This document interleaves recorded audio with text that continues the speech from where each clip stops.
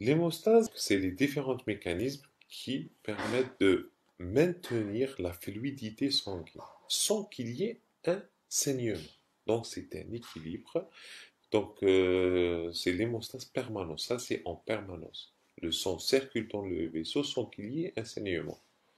Donc voilà, il est à l'état fluide, mais il n'y a pas un saignement. Donc c'est les différents mécanismes qui interviennent dans pour maintenir cette fluidité. Et il y a l'hémostase réactionnelle qui,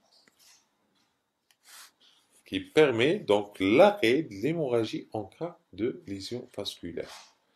Donc, c'est les différents mécanismes qui permettent d'arrêter l'hémorragie en cas de lésion vasculaire, de colmater la brèche. Il y a différentes étapes de l'hémostase. Donc, d'abord, il y a l'hémostase primaire quand il y a une lésion vasculaire. Il y a les plaques, il y a un temps vasculo-plaquettaire, c'est le premier temps. Donc, il y a le vaisseau qui va intervenir, il y a les plaquettes qui vont intervenir en formant donc un clou plaquettaire. Dans chaque étape, il y a des intervenants. Comme la première étape, peut-être exemple, donc il y a le vaisseau, il y a les plaquettes, il y a d'autres facteurs. Donc, en formant le clou plaquettaire qui est fragile. C'est le premier temps. Ça, c'est rapidement en 3-5 minutes. Ensuite, il y a ce caillou ou ce thrombus, il va être consolidé par la formation par la fibrine en formant le thrombus rouge. Également, il y a d'autres intervenants, c'est les facteurs de coagulation, donc ce qu'on appelle la coagulation, au bout de 5 à 10 minutes.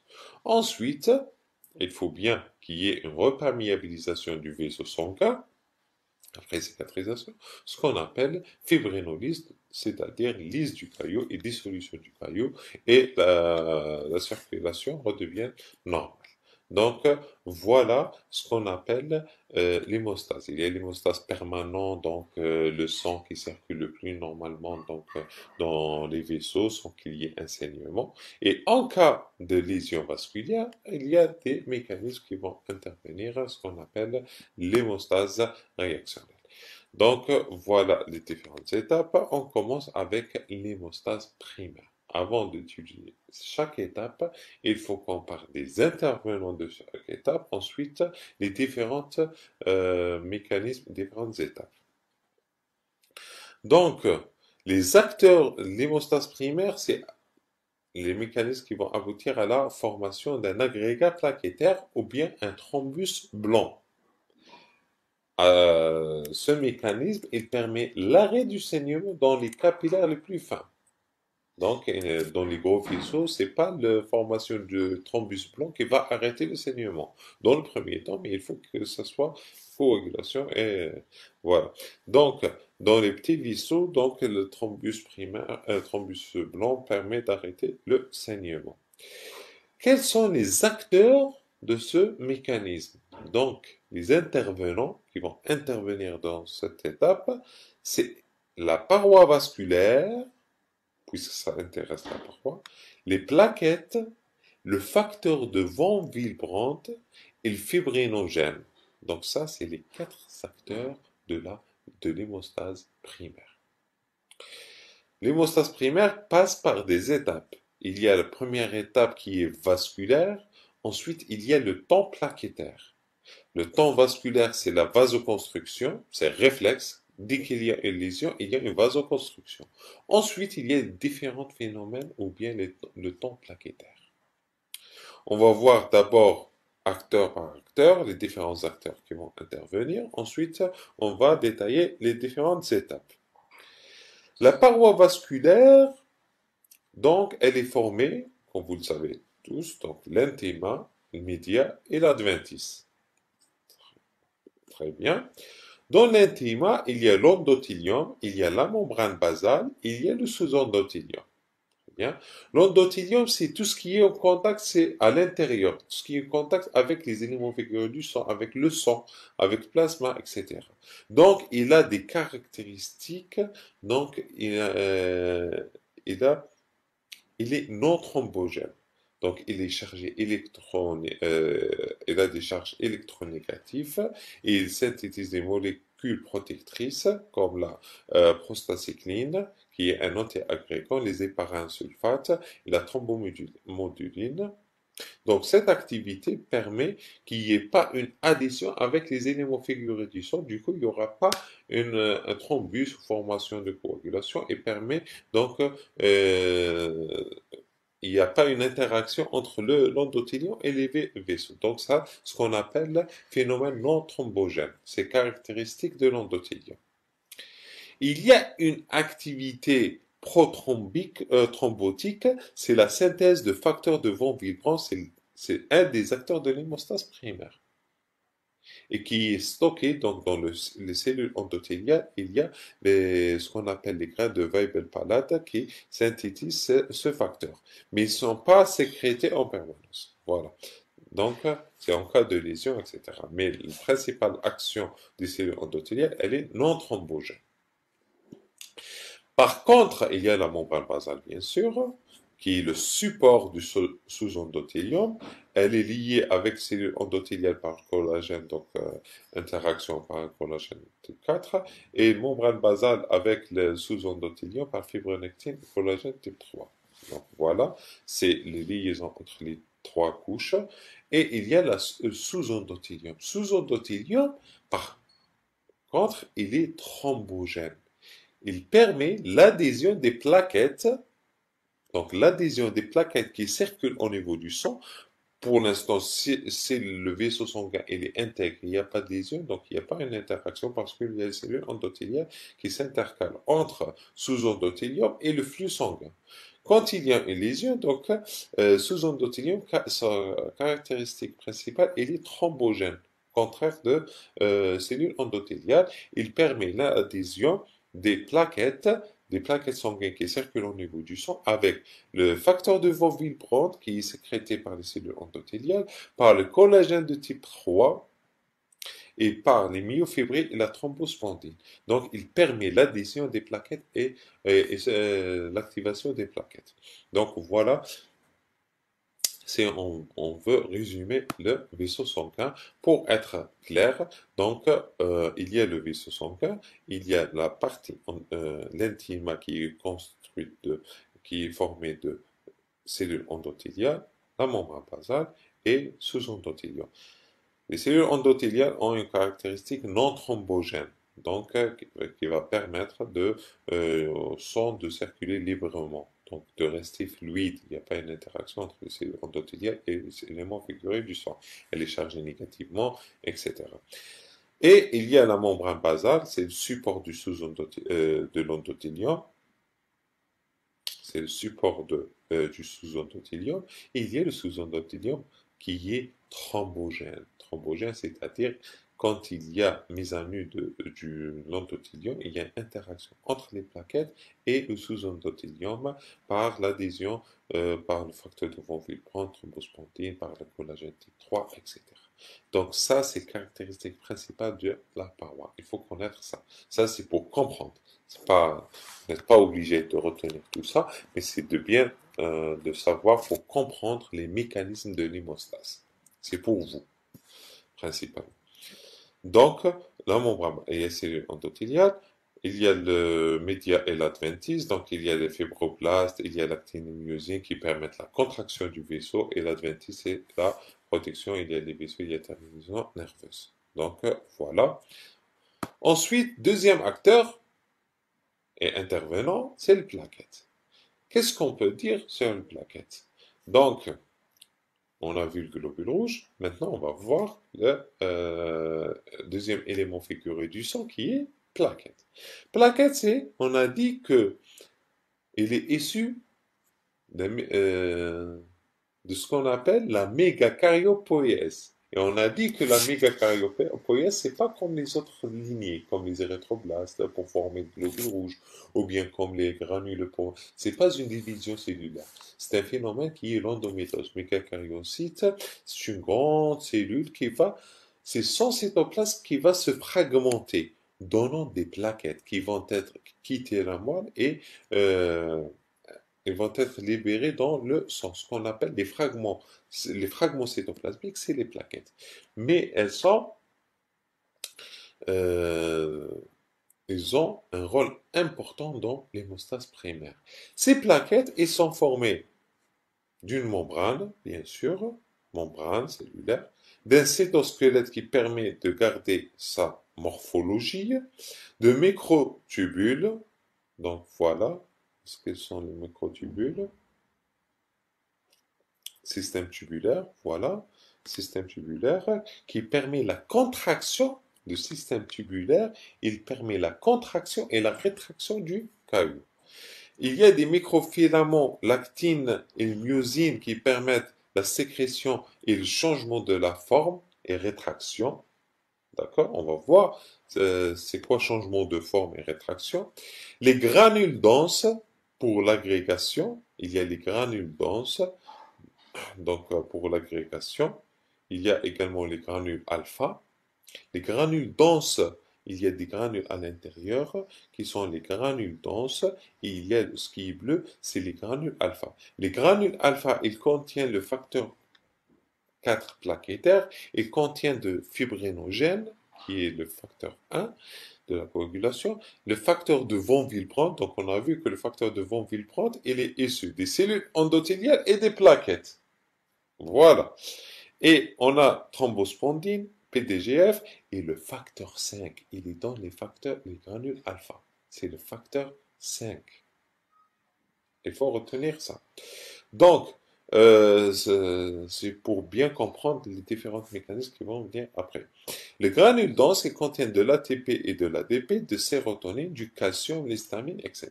Donc ça, il faut comprendre qu'il y a le cytosquelette qui intervient dans la morphologie, microtubules dans la contraction et la rétraction du caillou, les microfilaments dans la sécrétion et changement de forme, les granules denses pour l'agrégation secondaire, et mitochondries et glycogène. Et ce qu'il faut retenir, qu'il y a deux. Il y a les GP. Les GP, c'est les glycoprotéines qui sont retrouvées à la surface. D'accord? À la surface des plaquettes. Il y a les GP1B9. Ces deux, il faut les retenir. Les GP1B9 et le GP2B3A. Le GP1B9, il permet l'adhésion entre les plaquettes et le facteur de von Willebrand. Et le GP2B3A, il permet l'agrégation, c'est-à-dire l'intervention entre les plaquettes et le fibrinogène. Donc le 1B intervient dans l'adhésion, c'est-à-dire plaquette avec le facteur de von Willebrand.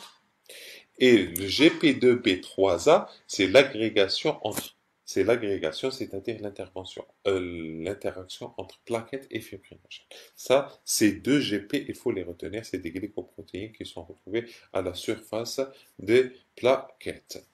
Donc, on passe au troisième et quatrième intervenant qui est le fibrinogène et facteur de von Willebrand. Fibrinogène, il permet donc augmenter en cas d'inflammation, c'est un dimère synthétisé au niveau du foie et mégacariocytes. On retrouve également du fibrinogène dans les granules alpha, c'est-à-dire dans les plaquettes. Donc c'est pour ça qu'on parle de mégacariocytes. Le taux normal du fibrinogène, il est entre 2 et 4. Entre 2 et 4. Voilà, donc il intervient dans l'hémostase primaire et dans la coagulation. On va voir donc, on va voir les différents mécanismes de l'hémostase primaire. Donc, fibrinogène intervient dans l'agrégation, sur une des étapes de l'hémostase primaire, et le facteur de von Willebrand, c'est une protéine. Depuis tout à l'heure, on dit facteur de von Willebrand. C'est quoi un facteur de von Willebrand? C'est une protéine synthétisée essentiellement par les cellules endothéliales. D'accord? Par les cellules endothéliales. Et 20% par les mégacariocytes, on les retrouve au niveau des plaquettes, au niveau des granules alpha. Donc, les granules alpha, c'est les mégacariocytes, je me suis trompé. Donc, cellules endothéliales, c'est Whipple palate. Donc, on a vu que les cellules endothéliales, donc, caractéristique, c'est synthétiser le facteur de von Willebrand qui sont sécrétés dans les grains de Whipple palate. Et au niveau des plaquettes, on retrouve le facteur de von Willebrand dans les granules alpha. Donc, c'est une protéine qui est synthétisée par les mégakaryocytes à 20% et 80% les cellules endothéliales. Très bien. Le site de liaison avec de liaison pour les non-prons ligands, qu'est-ce qu'on a dit? Il faut retenir le GP1B9 et le GP2B3A.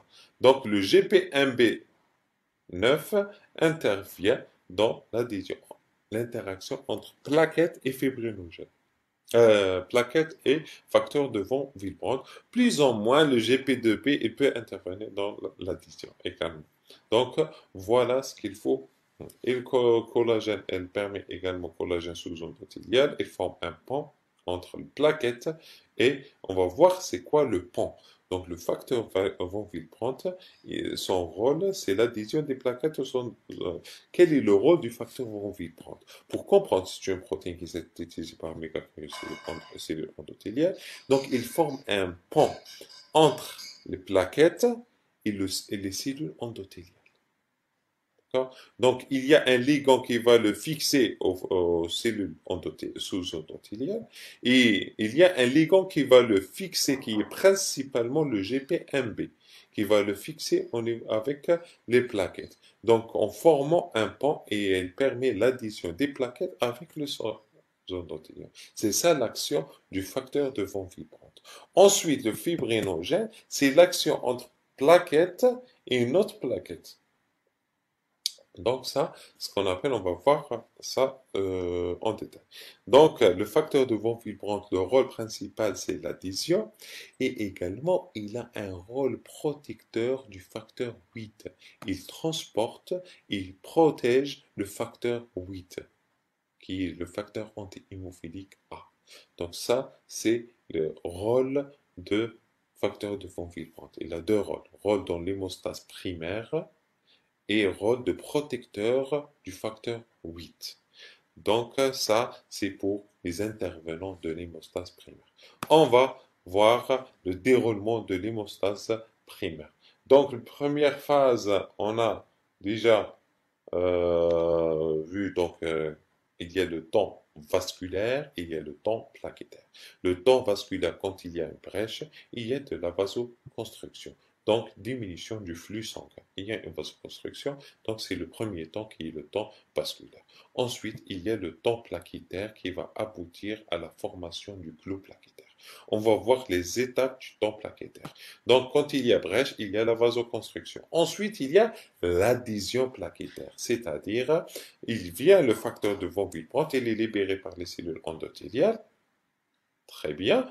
Donc, qu'est-ce qu'il va? Il va se lier aux cellules sous-endothéliales parce que l'endothélium, il est mis à nu. Donc, il y aura le sous-endothélium qui a des caractéristiques thrombogènes. Donc, qu'est-ce qu'on aura? On aura le facteur de von Willebrand qui vient être fixé sur le sous-endothélium. Il y a la plaquette qui vient, donc, grâce au GP1B9 qui est sur les plaquettes, qui va être fixé au facteur de von Willebrand. Donc, le facteur de von Willebrand, c'est un pont entre plaquettes et le sous-endothélium. Donc, ça, c'est la première phase. C'est la liaison de facteur collagène sous-endothélium. Ensuite, c'est interaction GP avec les plaquettes grâce au GP1B9. Donc, ça, c'est la première phase. C'est la phase de l'adhésion. Après l'adhésion, cette adhésion, donc voilà, sur le schéma, donc ça, c'est l'adhésion. Il y a brèche, vasoconstriction, il y a l'adhésion. Deuxième phase, l'immobilisation. Donc, la plaquette, elle va être fixée avec l'interaction d'autres GP. Moi, je vous ai dit de retenir GP1B et 2B, c'est les plus importants pour dire que GP1B, elle intervient dans notre facteur de von Willebrand avec plaquette et GP2B, plaquette et fibrinogène. Ça, c'est à retenir. Mais il y a d'autres GP qui sont sur la plaquette, donc qui vont intervenir directement avec le collagène. Donc, il y a le GP6. Donc, ce qu'il faut dire, il faut dire qu'il y a premier temps d'adhésion, et c'est le facteur de von Willebrand qui va former le pont entre plaquettes sous-endothélium. Ensuite, l'immobilisation. Et la plaquette doit être fixée sur le sous-endothélium. On a, avec l'intervention de d'autres GP avec le collagène. Donc, avec le sous-endothélium. Donc, ça, c'est l'immobilisation. Va être plaquette va être fixée sur le sous-endothélium. Ensuite, il y a l'activation de la plaquette. L'activation, c'est-à-dire, il y aura premièrement changement de conformation des plaquettes. On a vu qu'il y avait au niveau de plaquettes les différents constituants qui sont microfilaments, l'actinylmyosine, et ça, ils vont intervenir dans le changement de la forme de rétraction, la forme de la plaquette. Parce que la plaquette, elle est entourée de membranes. Et cette membrane, comme l'endothélium, pour qu'elle circule librement dans le sang, qu'il n'y ait pas interaction, elle doit être chargée négativement pour qu'elle soit repulsée de l'endothélium, il n'y aura pas une adhésion. Donc, ce qui va permettre la circulation libre au niveau du vaisseau. Mais quand il y a une adhésion, il faut qu'il y ait les caractéristiques thrombogènes. Donc, il faut que la plaquette change de quoi. Donc, ce qu'on appelle, elle va changer de elle va changer de forme. Donc, elle va passage du forme discoïde à la forme sphérique et l'émission de pseudopodes. Et il y aura ce qu'on appelle flip-flop, c'est-à-dire inversement de la charge. Donc la charge négative, elle va être à l'intérieur. Ensuite, il y a apparition d'autres et libération de granules. Donc voilà, il y a ce qu'il faut pour ne pas trop compliquer les choses. Donc, il y a l'adhésion. Après l'adhésion, il y a l'immobilisation. Ensuite, il y a l'activation, c'est-à-dire plaquette, elle change de forme, elle va émettre des pseudopodes pour qu'elle se fixe bien. Et il y a les granules, on a vu qu'il y a des granules denses, il y a des granules alpha. Ces granules, ils vont être libérés. Ces granules, le rôle de ces granules, c'est quoi? C'est l'ADP. Et dans les granules denses, il y a l'ADP, il y a du calcium, il y a la sérotonine. Et dans les granules alpha, il y a le von Willebrand, il y a le fibrinogène, il y a le facteur 5. Donc tout ça, ils vont accroître, augmenter ou recruter d'autres plaquettes pour augmenter le processus. Donc cette, cette plaquette activée, ils vont appeler d'autres plaquettes pour renforcer l'agrégation. Donc après l'adhésion, l'activation, il y aura ce qu'on appelle l'agrégation plaquettaire. L'agrégation, elle consiste en quoi? C'est l'interaction entre l'agrégation, c'est l'interaction entre les plaquettes.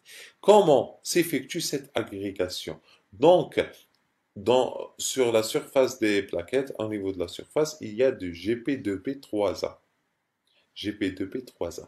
Donc, ces GP2P3A, ils vont interagir entre les deux par le biais du fibrinogène. Donc, les plaquettes, ils vont être collées les unes contre les autres grâce au fibrinogène. C'est le GP2P qui va fixer le fibrinogène d'une part et le plaquette d'autre part. Et il y aura ce qu'on appelle l'agrégation plaquettaire. Et après l'agrégation, il y a la formation, la rétraction du globe plaquettaire, ce qu'on appelle la formation du thrombus blanc. Donc voilà les différents mécanismes de la première phase. C'est l'hémostase primaire. Donc l'hémostase primaire, ce qu'il faut retenir, qu'il y a l'hémostase. Ce qu'il faut retenir, c'est l'hémostase. C'est l'ensemble des mécanismes destinés à limiter les pertes sanguines au niveau du brèche sanguine.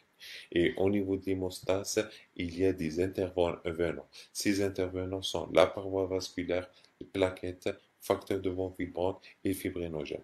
Paroi vasculaire, donc, on a vu qu'il y a les cellules endothéliales et sous-endothélium, et entre les deux, il y a la membrane basale. Et le plus important, c'est le sous-endothélium qui a une action thrombogène. L'endothélium, il est non thrombogène. Mais ce qu'il faut retenir, c'est que le facteur de von Willebrand, il est sécrété essentiellement par les cellules endothéliales. Donc ça, c'est pour la paroi vasculaire. Les plaquettes, ce qu'il faut dire sur les plaquettes, donc, que c'est le fragment de cellule qui est formé de membranes, de granules alpha denses, granules denses qui contiennent l'ATP et l'ATP, granules alpha, c'est le facteur plaquettaire qui intervient dans l'agrégation, fibrinogène, facteur de von Willebrand, facteur 5. Et également, ce qu'il faut savoir, qu'il y a cytosquelette et il y a les microtubules et les microfilaments actinylmyosine. tout ça va intervenir dans le changement de conformation. Les deux GP, c'est les glycoprotéines qui vont être sur la surface, qui sont sur la surface des glycoprotéines, des plaquettes. C'est la clé de toute cellule. Donc, le GP1B, il permet l'adhésion, c'est-à-dire la liaison entre plaquettes et facteurs de vibrante. Et GP2B3A, c'est l'agrégation, c'est-à-dire l'interaction entre plaquettes et fibrinogènes. Donc ça, c'est le deuxième acteur. Pour le facteur de von Willebrand, c'est un pont. C'est une protéine qui est synthétisée par les mégakaryocytes et les cellules endothéliales. Et il sert de pont entre les cellules endothéliales et les plaquettes. Et le deuxième rôle, il a un rôle protecteur du facteur 8, l'anti-hémophilique A. Et le quatrième facteur, qui est le fibrinogène, qui intervient dans l'agrégation. C'est l'interaction entre plaquettes et plaquettes via le fibrinogène. Les différentes étapes, il y a le temps vasculaire qui est la vasoconstriction, donc diminution du flux sanguin, qui va permettre un meilleur contact entre les plaquettes et donc quand le flux il est réduit, il y aura plus de contact entre les plaquettes et le sous-endothélium. Les différentes étapes, il y a le temps vasculaire, il y a le temps plaquettaire. Le temps plaquettaire, c'est le plaquette qui va agir avec le sous-endothélium. Donc, voilà. Donc, les différentes étapes. Il y a première étape, adhésion. C'est plaquette avec facteur de von Willebrand sous endothélium. Cette plaquette, elle va être immobilisée par l'interaction d'autres GP. Ensuite, il y aura l'activation, c'est-à-dire changement de forme, et flip-flop et formation de pseudopodes, et libération des granules denses et granules alpha. Ces granules, ils vont permettre de libérer des facteurs procoagulants, des facteurs d'agrégation, et ils vont permettre de recruter d'autres plaquettes et d'augmenter le processus d'agrégation. Ensuite, il y aura l'agrégation, c'est-à-dire liaison entre les deux plaquettes via le fibrinogène et le GP2B3A et formation du thrombus plaquettaire ou bien le thrombus blanc qui permet l'arrêt du saignement dans les fins